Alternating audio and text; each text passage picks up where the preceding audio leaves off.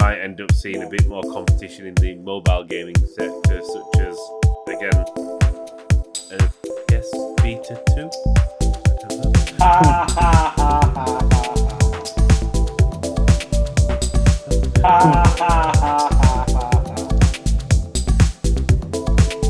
Hello everybody and welcome to podcast. I don't know why I said it 30 times.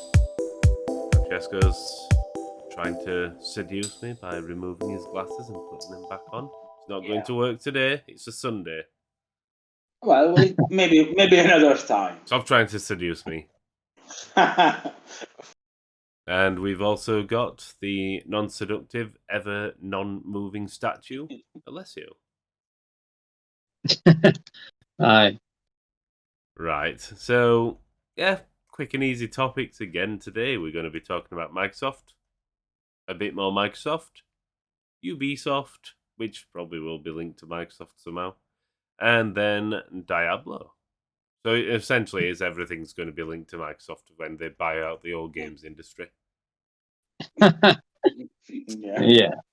Maybe. In fact, the first part is all part of their domination of the games industry. They're hiring one person.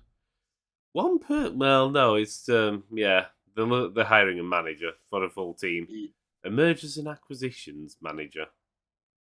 Which I don't know. Does that mean? Obviously, it's going to be the manager in charge of the team that deals with the M&As, but I'm wondering if that means that they will also be managing, sort of the intermediaries managing the teams that have been bought, part of the M&A spree. Well, we can just read the job description.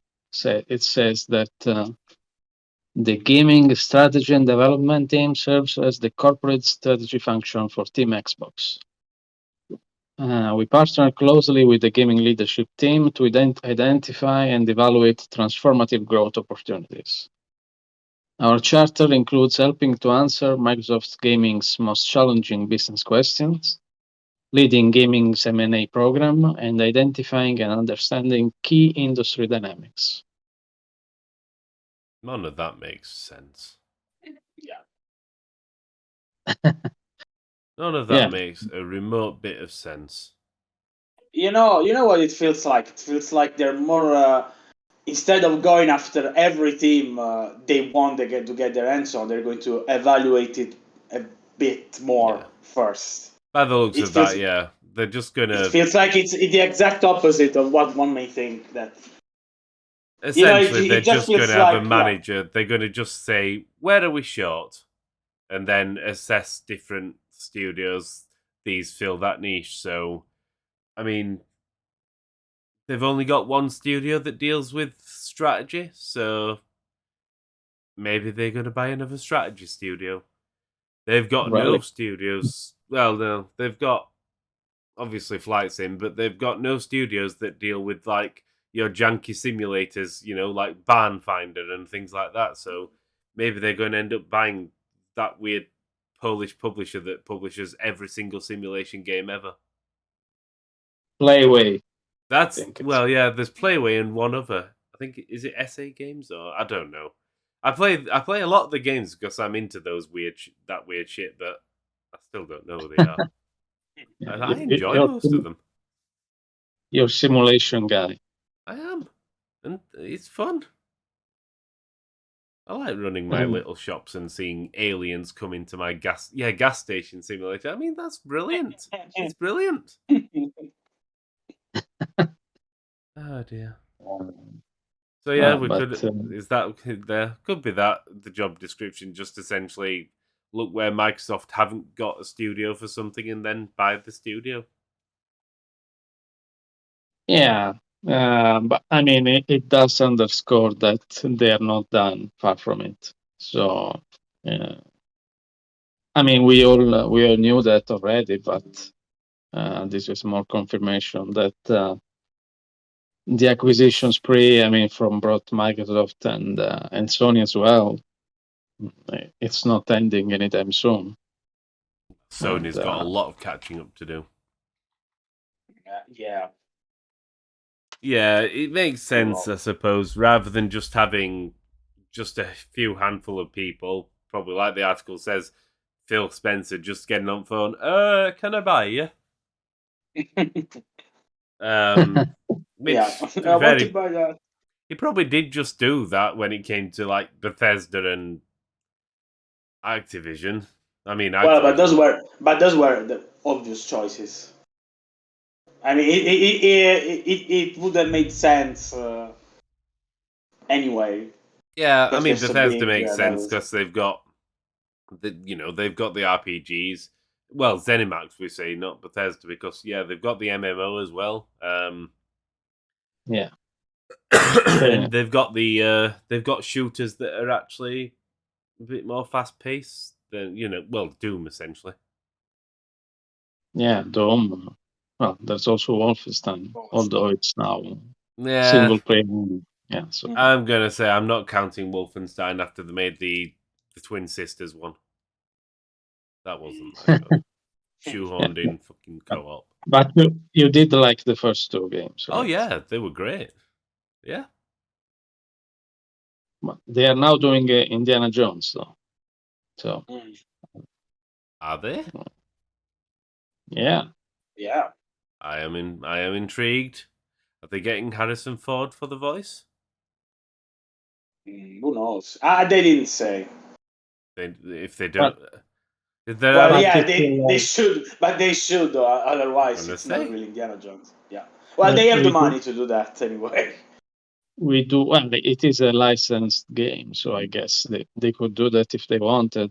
I do like my indie. I like my indie. We do know that Todd Howard from Elder Scrolls, Fallout, Starfield is executive producing, so he's also on board with this game because I think he said he's always wanted to make an Indiana Jones game. So. Well, let's wait and see then. Let's wait and see what engine they use as well. Yeah.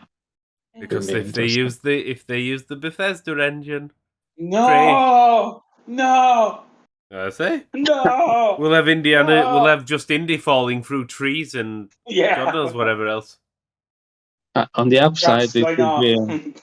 it will be moddable if it's. But well, they will need to be moddable so the game can actually be playable.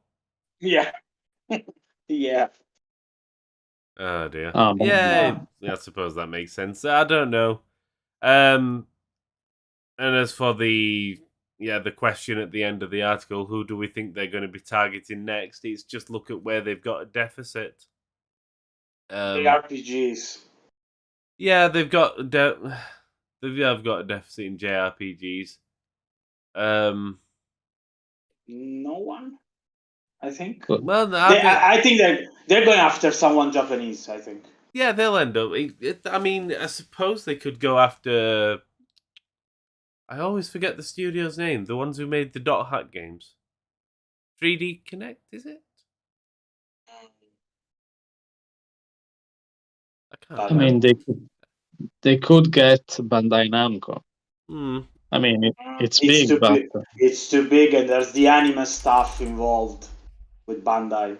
It's the same problem with Sega that they have CyberConnect too 2. much. That's what I'm thinking of. Yeah, but CyberConnect 2 makes some games. Yeah, but if that's dependent on who they're working with, so I suppose it. Yeah. It's very hit and miss. Like they were developing the Final Fantasy VII remake, and Square Enix scrapped everything they've done.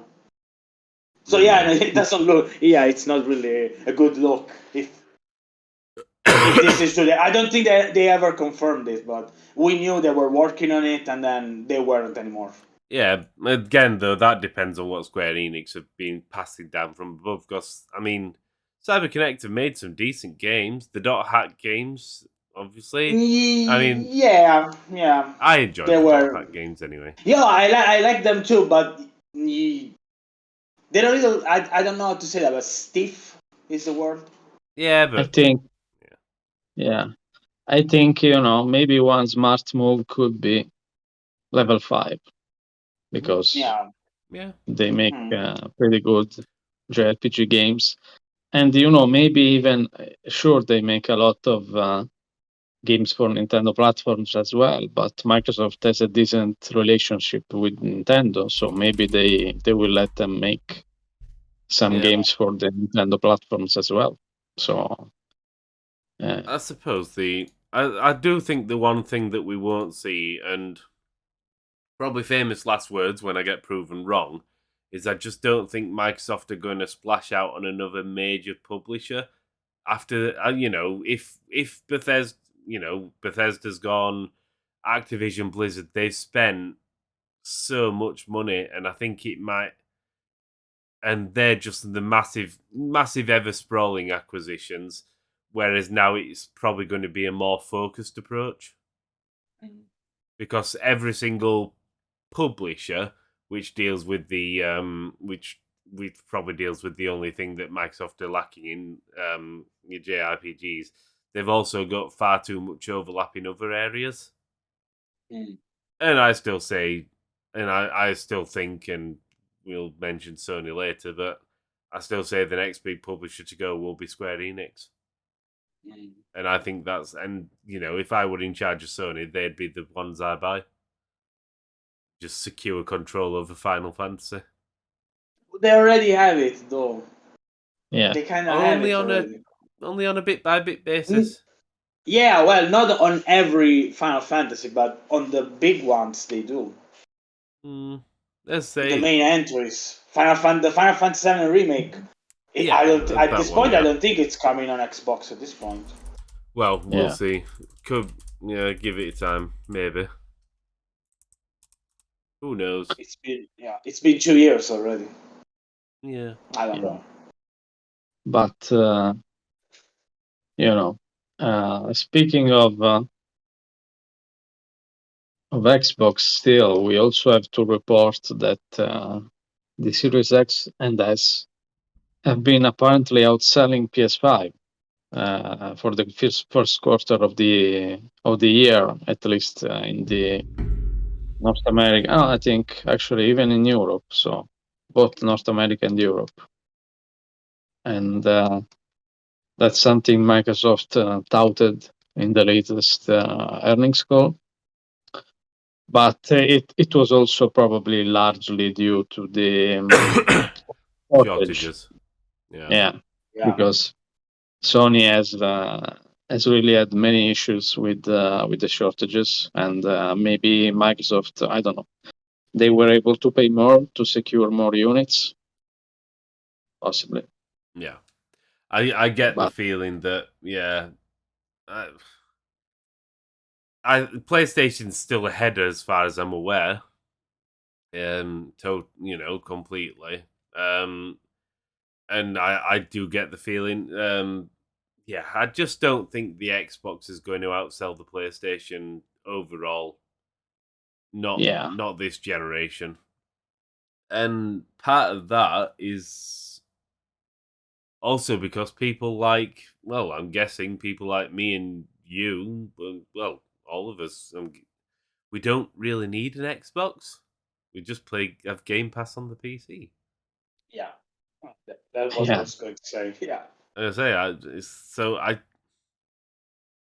a nice soundbite, but there's so many factors involved in that, such as the lack of stock of PlayStation and Microsoft. Yeah, it's just a soundbite. We beat the PlayStation this first quarter. Well done, but I don't think that's really your major aim. You want Game Pass.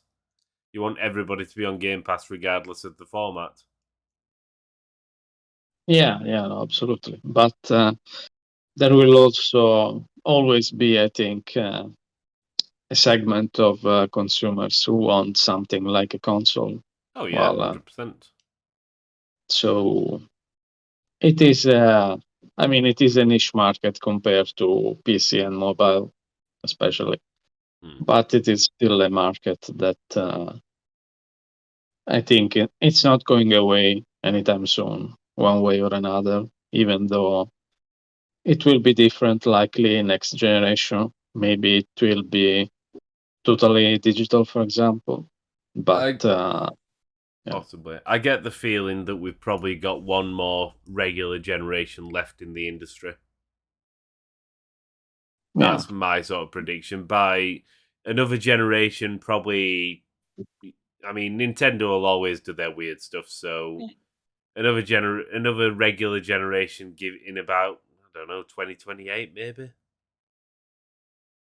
Sometime just before 2030, and then after that, I don't think we'll see another regular generation of consoles. I think it's going to be very much based on, because by then we should have decent infrastructure, for the internet and everything around there. Everyone by then should be on 5G. Obviously, not including places like sub-Saharan Africa, but. And so, yeah, I think one more regular generation in the industry, then we're just going to see whatever changes. And to be fair, we may end up seeing, because regular consoles aren't a major feature, they probably still will sell them just in case, but they're going to be far more limited. We might end up seeing a bit more competition in the mobile gaming sector, such as, again, a PS Vita 2? I don't know.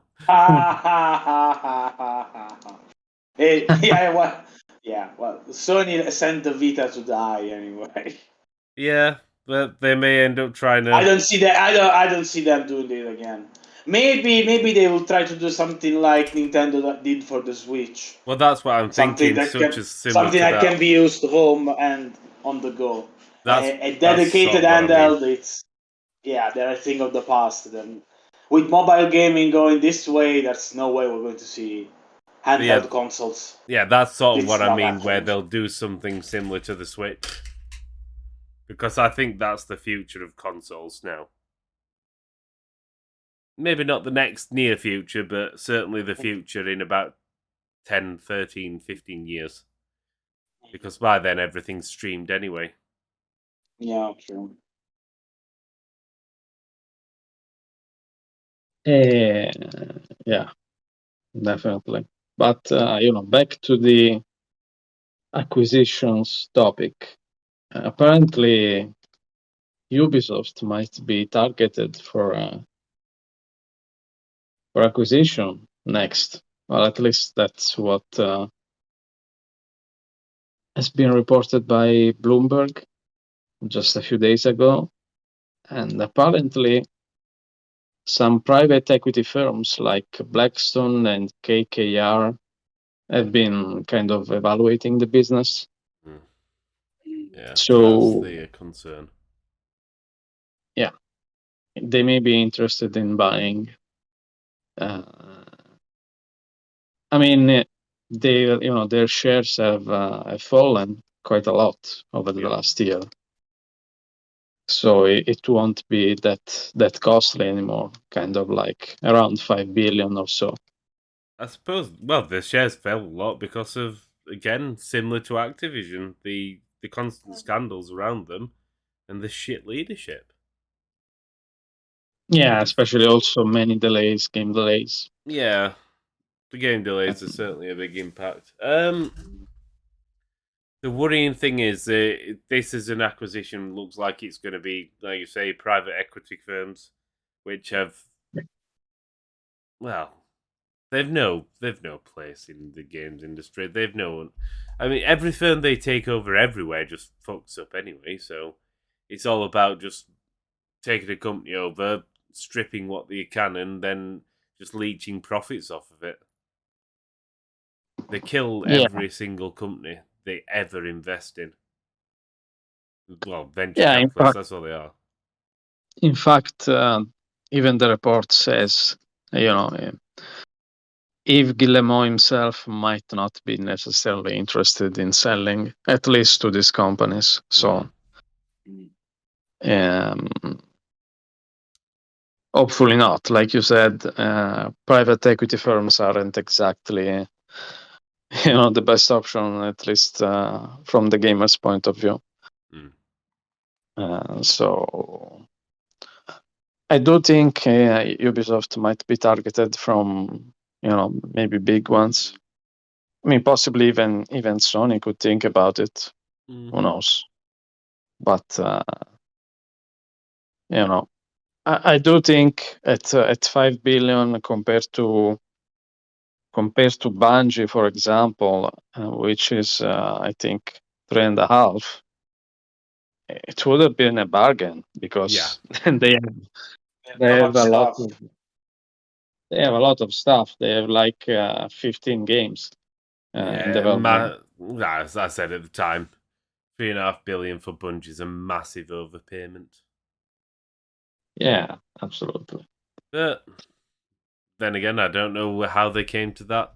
Yes, I suppose Bungie may have something in the works which will literally print gold bars. So there may be something there that we don't know what's happening. Oh, I think it was mostly just, as we said at the time, the fact that Bungie has a lot of expertise in live service games. But then again, as we always say here, also Ubisoft has a lot of expertise in live service games. I mean, I understand the expertise side of things. I'm just more thinking that expertise doesn't add billions to a valuation. They really must have something secret. Yeah. They must do. They must have something in the works, which is like, I don't know. Well, I mean, which will sell to everybody in the world because it's like a ultra game with shooting porn and everything else. VR sensations. Yeah, God knows. Yeah, literally, it just sucks you into the screen and you become a part of the game. Oh, but they do have another IP in the works. Actually, they got some 100 million in investment from NetEase a few years ago to build another team to develop this game. But also, as as they said in the official announcement, it's also a lot about synergy, between, for example, Destiny and film/TV adaptations, which is something both Sony and Bungie are interested in. Clearly, they want to make a Destiny film or TV series, and they think it might be big. I don't know. Personally, I never could get into the game story. It always seemed kind of nonsensical to me. Yeah. I don't know. It'd be interesting to see about Ubisoft. Like I said, they've fallen recently because they just haven't really done much. So yeah, they've had, and obviously the massive scandals about the fact that, well, it's a culture of rape and abuse, where Yves Guillemot just going to his friends, "Oh, you raped somebody? Oh, you're all right." Practically what he did. But on the upside, we got a leak also this week showing Skull and Bones. So it seems like it's alive, actually. There has been an alpha test recently, and also Kotaku has come out saying that the game might release in fall. So yeah, it's coming out at least, although from what we've seen, it will likely be underwhelming because, for example, there is no out of ship combat, which is kind of disappointing, I think, especially since the game was supposed to be like Black Flag Online, that was the original concept. But Black Flag, of course, also had plenty of Assassin's Creed. Just non-ship combat. So you could, for example, board enemy ships and fight, like a pirate. But here it seems like boarding is automatic. Just I don't know if it's based on statistics. It's just auto resolve, something like that. But it's not manual combat, which is They're going to sell out of ship combat as the first major expansion. They're going. It's live service, right? They will do something like that. Well, no, to be fair then, if it's going to be a live service game, they'll probably release it as an expansion, but then it'll be like you can buy your first 10,000 experience, or you can buy an experience boost for $20. And then that after that experience boost, you can buy a gold boost for another $20, and then you can buy a You have to buy a ship piece by piece with and then real money. and then you can buy and then you can buy a parrot for $50, Yeah. and then God knows. It's ultra rare pirate, and maybe some NFTs too. So yeah, you get an why NFT not? of a peg leg. Why not? Okay. Buy your expensive JPEGs. I'll give it a go when it comes out, I suppose. Definitely no NFTs though. No chance. Refuse. Okay. Well, lastly, we do have something from A backtrack. yeah. Well, It do is you guys have phone? Well, guys, if you don't have phones, Blizzard has got your back because Diablo Immortal is coming to PC as well. Yeah, it wasn't coming to PC. I'm sure they said it wasn't ever coming to PC, and now it is. Wow. Well, Yeah. they people would have played it on PC anyway with those Android emulators. So they just let's do it ourselves. Yeah, but I do think it's a good move because I mean we don't know exactly how extensive the PC build will be. Hopefully, it will allow for high resolution, high frame rate. But the interesting thing is that it will be the first Diablo game on PC to support WASD controls. So it has both classic controls, click to move, controller support, and WASD. So it's in that regard, it is the most customizable Diablo game to date when it comes to controls. And it's also, I think, I played it on mobile. I think Chris played it as well. Yeah, I previewed it. Yeah. And Or did I review it? I can't remember if I previewed it or reviewed it. no, I mean it was It's an not out. alphabet game, so it's it's not out. and I previewed it. yeah, it's a pretty good game. As far as mobile games, it was probably one of the best I've played so far. So it's also much more of an MMO. For example, there is PvP, there is like 8-player raids. So there's just a ton of stuff to do. I do think it will have a decent level of success. When it was first announced, you will remember that it wasn't well received. But No, I wonder why. I wonder if it yeah, was something to do with the fact that Blizzard hadn't done anything in donkeys and what was it? Do you guys not have phones? No, we don't. Fuck off. well, I mean, everybody has phones. They are right in that regard. But yeah, it's good to know it's coming to PC. I think it may even eventually come to consoles as well because I mean it's another way to play Diablo. Even if Diablo 4 comes out next year, it will be a slightly different game, also a premium game, while this is free to play. So it's kind of like having a Call of Duty, Warzone, and just a regular Call of Duty. They can just stand together. Yeah. So I think I'll play it. When it comes out. We'll see. It depends on. I don't know. That's the thing. I don't know. Just depends on the time. Depends on what time I've got and what else there is at the time. Because there's so many games I haven't played. I don't have the time. I think it's highly unfair that I have to work for a living.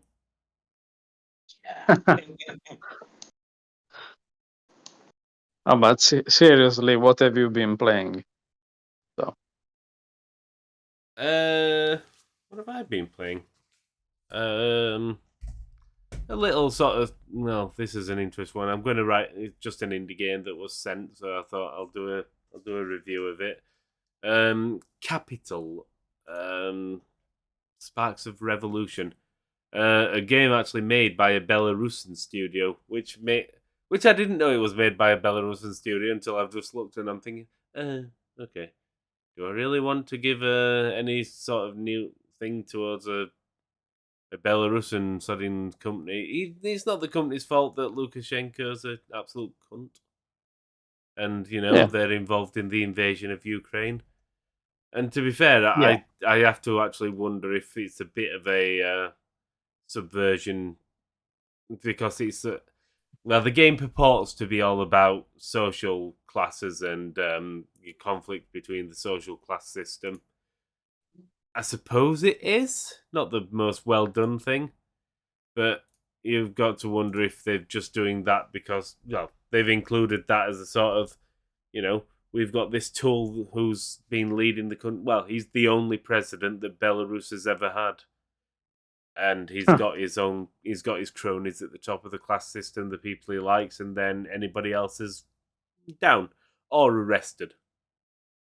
Yeah. So yeah, I've been playing that. It's all right. It's all right. Its only unique feature is it's made by a Belarusian studio. But I'm wondering though if they can even get the money from Steam or the likes. Isn't it like banned for Yeah, it's with the bank system. So if they have an account from outside Belarus, they probably can. That's an interesting one. I don't know. Are the Belarusian banks sanctioned? I think some of them, if I remember right. Some of them probably. Yeah, I knew Belarus got expanded to Belarus on the sanctions, but I suppose it depends on all the the different. Just having a quick read now. So there's three Belarusian banks. So I suppose if they're not part of those three banks. I mean, how many banks can Belarus have? It's not exactly a big country. Yeah. But who knows? Yeah, I'm curious now. While you're talking, I'm going to find out. Okay. Investigative. I'm curious. Francesco, what have you been playing? So, alongside the same stuff I talked about last week, I'm still playing Monster Hunter World. I gave Mid-Force a try, the first-person roguelite by Beamdog, I think. Yes, Beamdog.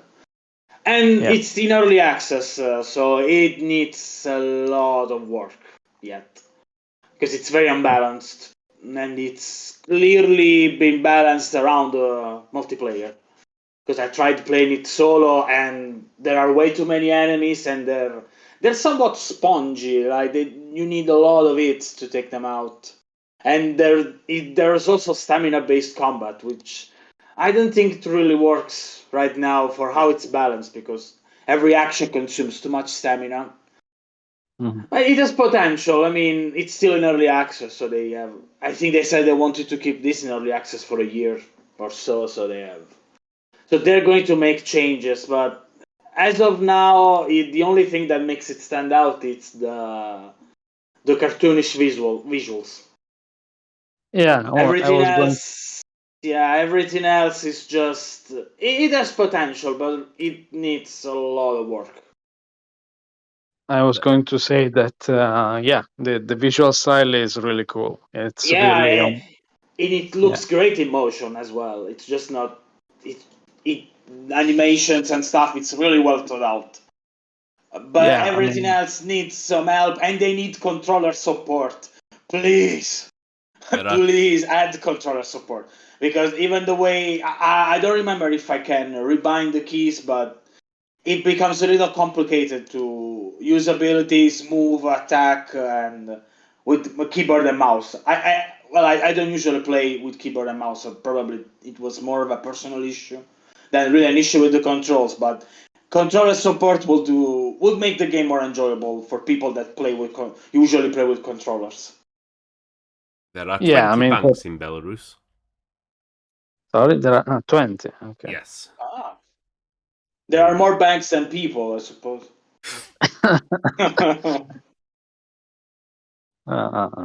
But yeah, it would be interesting. I mean, maybe Chris, you can send them an email and ask if they are affected or not. Yeah. Yeah. We'll see if they answer. Yeah, have a look. I guess not if they're releasing the game. Yeah. I guess not.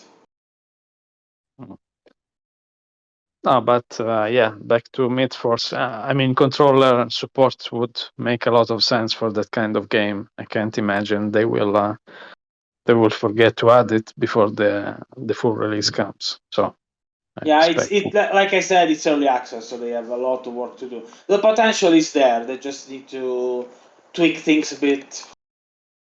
So yeah, it's very early. You can tell it's very early, though.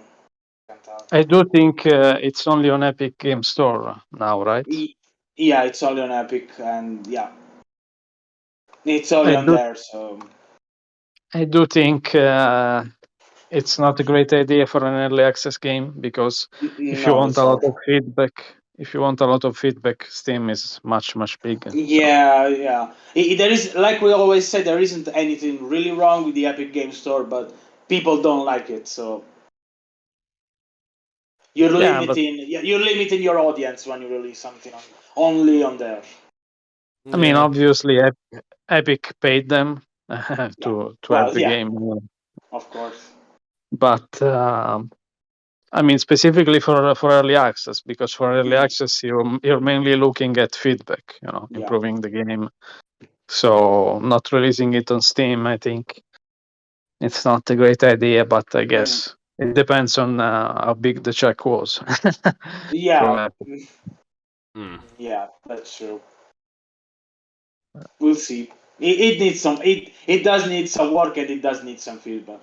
It definitely does.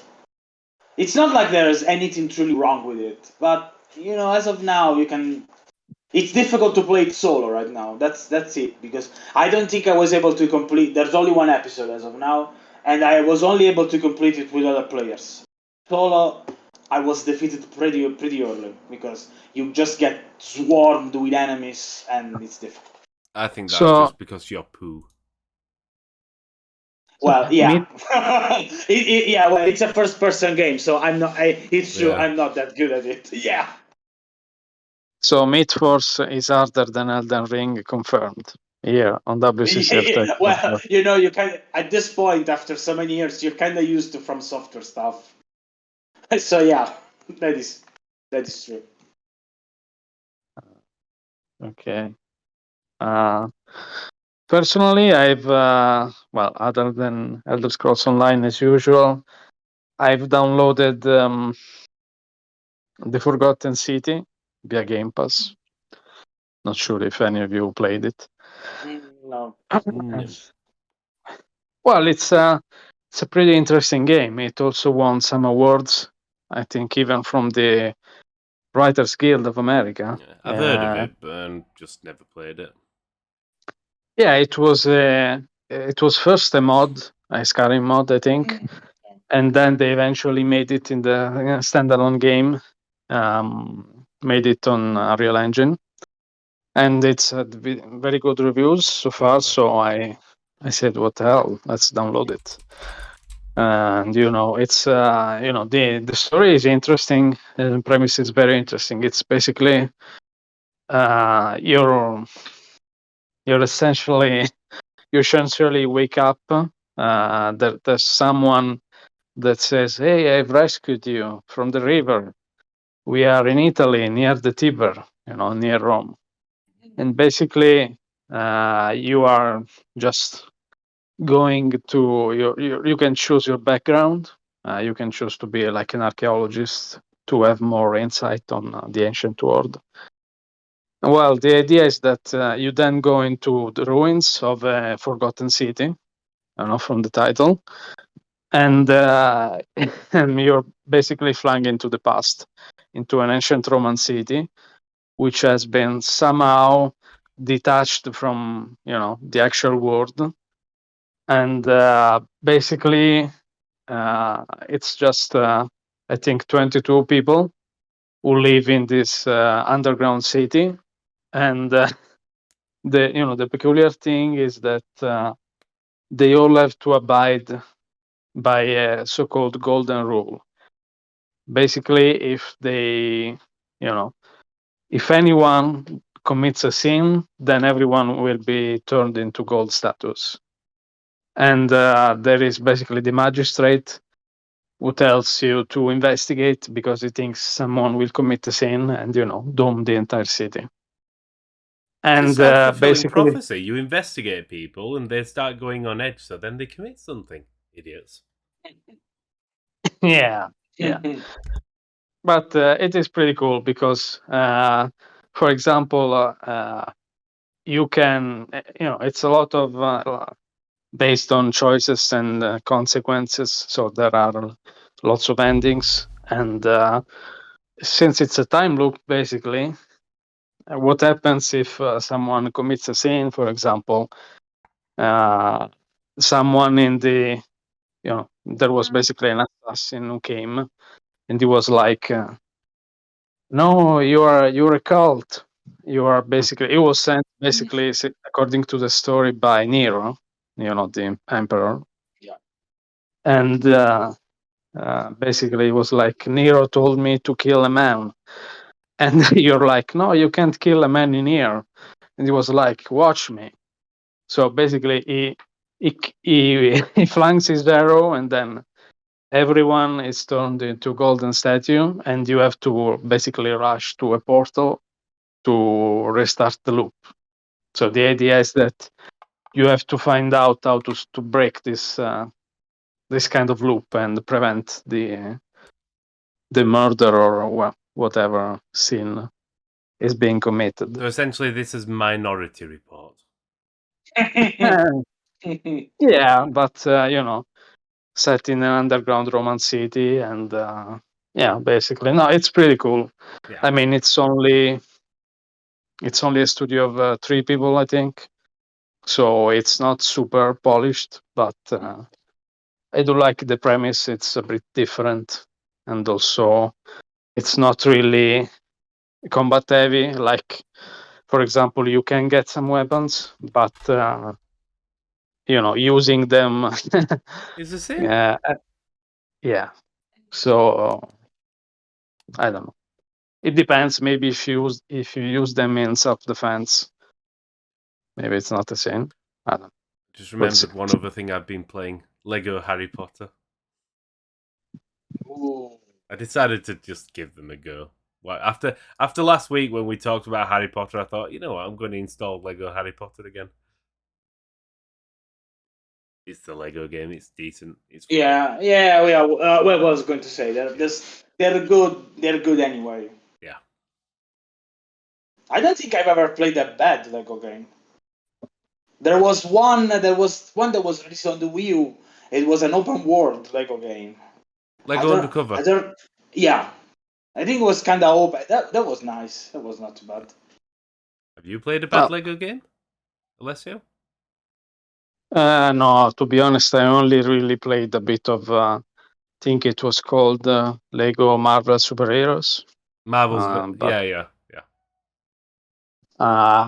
It's not exactly my favorite type of game, but I've been hearing that the latest one, the Star Wars one, is very, very good. It's the best one yet. So if you guys are into that, I'll have to get it. Yeah.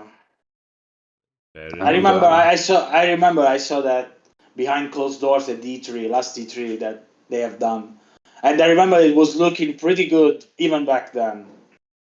They made some changes to the combat. Yeah, it's not. It's still a simple game, but they try to go a little further from what they've done so far.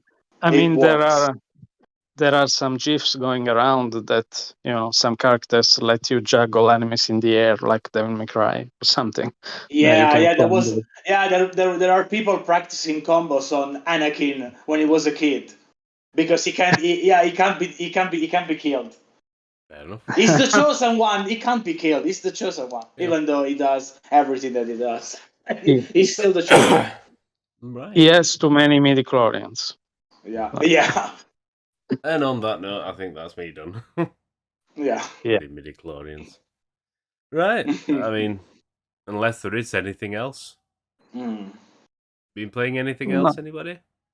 No, I don't think so. No.